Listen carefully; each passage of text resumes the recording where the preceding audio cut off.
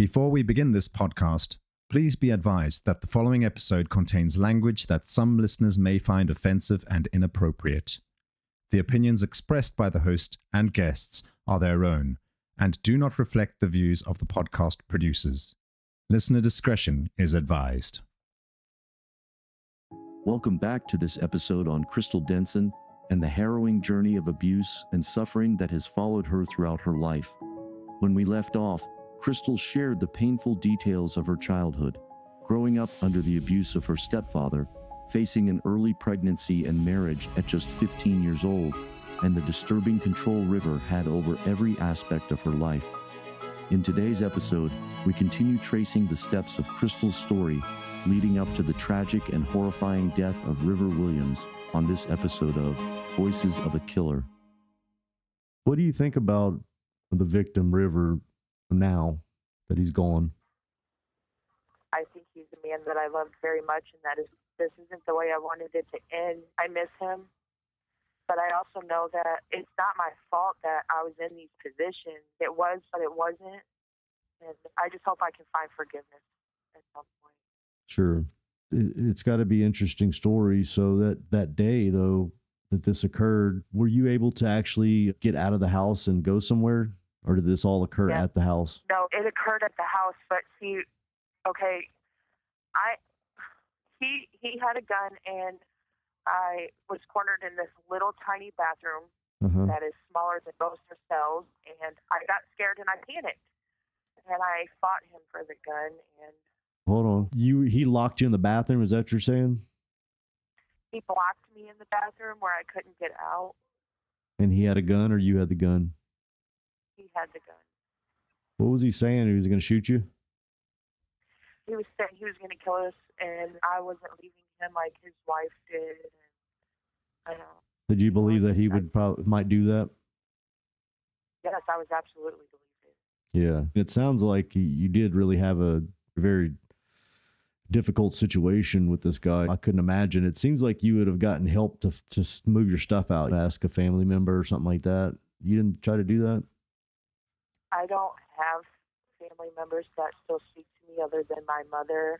And at the time, she was having some problems of her own, and she didn't really know fully what was really going on in my life at that point in time, and I just didn't want to drag her into it. So how did you get to the bathroom? Were you running from? Did you go in there to use the bathroom, or what happened? When I entered the house and I told him, hey, I just want to get some of my things, he punched me in my face so hard that I actually urinated on myself. Wow. Yeah. And after he punched you, went to the bathroom? I usually run out the back door. He's got this little back door, but when I got to the back door, it had been boarded up with a piece of drywall. Oh.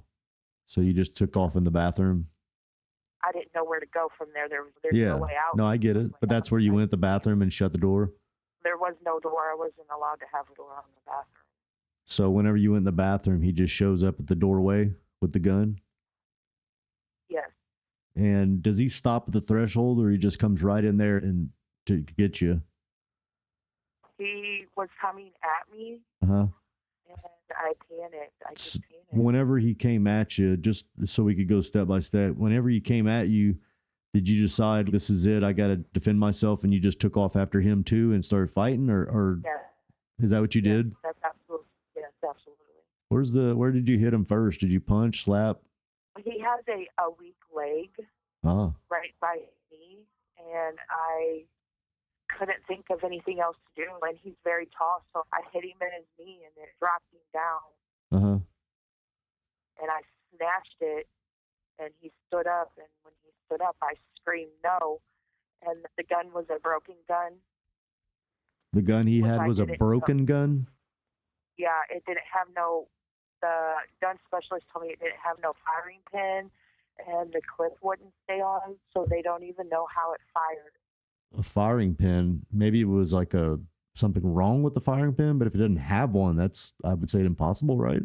I don't know. So yeah, but you ended up with the gun because he dropped it? Yes. Okay. So the reason you got a hold of it, though, is because he dropped it and you just hurried up and grabbed it? Yes. Did his eyes light up when he saw that you got a hold of it? Or did he think it's broken, it can't work, so never mind. It doesn't matter.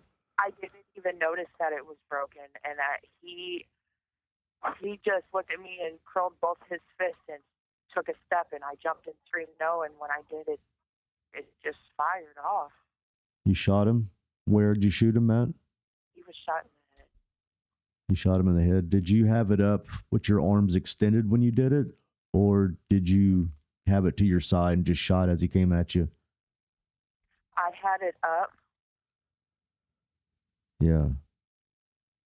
How'd that make you feel whenever he just dropped like that? Because I'm sure he dropped right to the ground when you shot him, right? I don't know how to explain the words. It was such fear and panic, and I didn't have a phone because I wasn't allowed to have one, so I started screaming for the neighbor, and I called 911.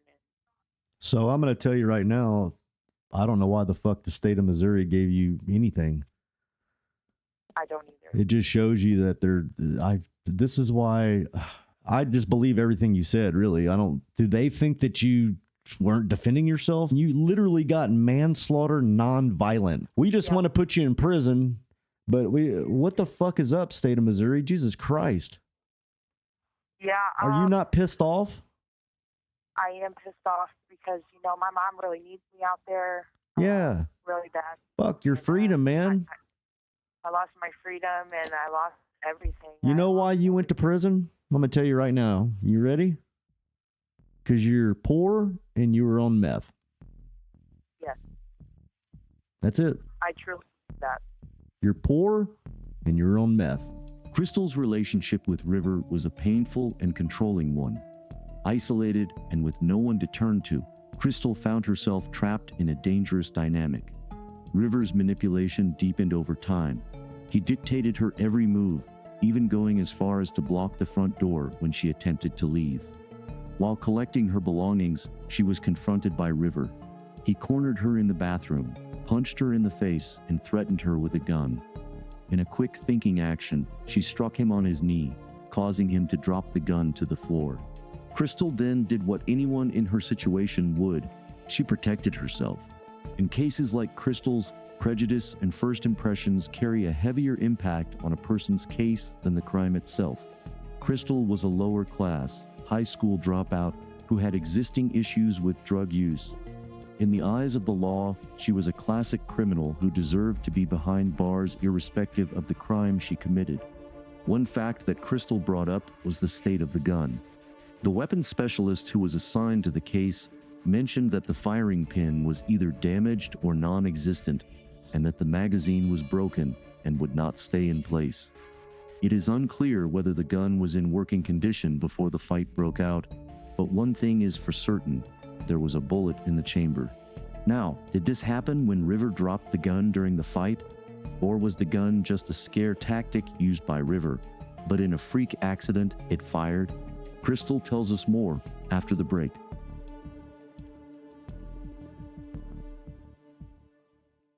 Whenever you shot him, he did immediately fall, right? Yes. Did you have any kind of bruises or marks on you from that ordeal? Yes. What'd you have? I had a black eye and I had clearly urinated on myself from him hitting me so hard. Yeah. Did they take account of all that stuff? Did you take a plea deal or what? Did you take this to court? Obviously you didn't, right? No, I didn't, because my mom said, she begged me. She begged me, please just take the deal, because 25 compared to 10 is really not that bad. And everybody listening should really put themselves in this position to where you get caught up to where you defend yourself and you shoot somebody and there ain't nobody else there to hear what's going on or to see it or to be able to tell. And it's your job to go back and say, hey, these are the things that happened. And then they're like, this person did this in their past, or they had some meth in their pockets. So I don't know if I can believe them. And that your life is in jeopardy. It's crazy. Yes. So what'd you tell your mom? Did you want to fight it? I did. I did want to fight it. In my head, and this is going to sound crazy, but in my head I thought, man, I'm almost 30 years old and I have never, ever took my mom's legit advice or listened to her and look at what's happened, and I should have listened to her, so I decided to make that the first time I just sadly, if you would have fought it, one of the opening things that the prosecutors would have done was like, she's been caught with meth, she had a warrant at the time, and blah, blah, blah. And of course, they're going to select all these conservatives that are scared of everything and you would get 20, 30 years. That's scary. And then now the state fucking nails you to the cross, for crying out loud. I can't believe that. My attorney said that I wouldn't be here very long, and then the parole board decided to CR me at almost 85% anyway. CR, which is something release, what does it mean? Conditional release date. Yeah. How long do you think you anticipate staying in prison for what happened to you? I already have my date. I will be leaving December of next year. Yeah. And how long will that be? 7 years. Okay. After you shot your boyfriend, what is the first thing you did? Did you say anything? Did you talk to him? Did you run out of there? What did you do? Nobody's going to really believe this when I say it, but when it very first happened, I looked back because I didn't really understand what had just happened. And when I looked back in the mirror, it was like I could see him behind me, even though he was in front of me. It was panic, fear. How long did you stay right there with him? Not very long, because I knew I had to get help. Did you immediately call the police? Yes, immediately. I went as soon as it happened.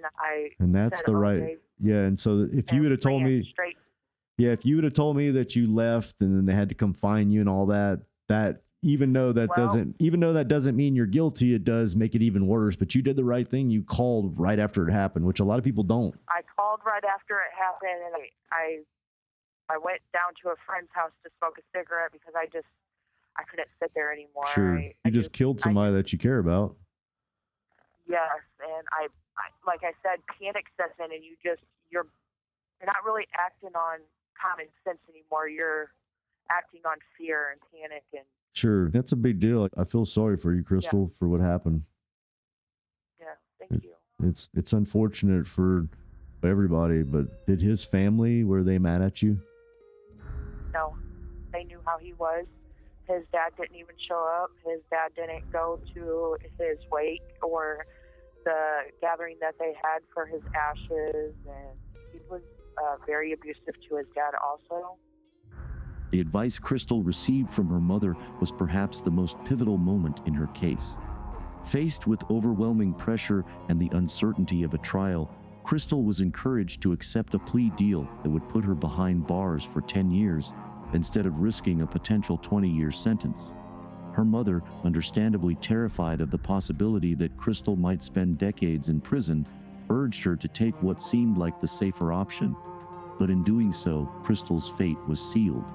While Crystal's case was far from straightforward, the decision to take the plea deal meant that her story, her defense, and her fear of River never saw the inside of a courtroom. A trial could have offered a different outcome, possibly even an acquittal, especially given the abusive nature of her relationship and the circumstances surrounding the night of the shooting. In the interview, Crystal reveals herself as someone deeply affected by the choices she made that night. She admits that she wasn't completely innocent, but also wasn't the cold-hearted killer the plea deal might suggest. Her actions speak more of a person who had been pushed to the edge, trapped, afraid, and unsure of how to escape her circumstances. The plea deal, though pragmatic in the moment, overshadowed these complexities and left her with the haunting reality of serving time for an act that might well have been self-defense. In the next episode, we conclude the story of Crystal Denson. We hear the shocking details that led to her arrest and the misleading information she was given during her questioning.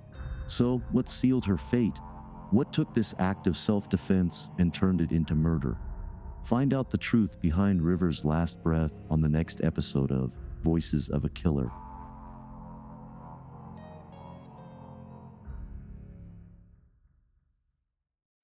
If you want to find out what happens next, right now, you can sign up at patreon.com/voicesofaKiller. There you can find bonus content, early access, ad-free listening, and access to our chat community. So go to patreon.com/voicesofakiller to sign up now. Your support is what keeps us passionate about bringing these stories to you. That's a wrap on this episode of Voices of a Killer.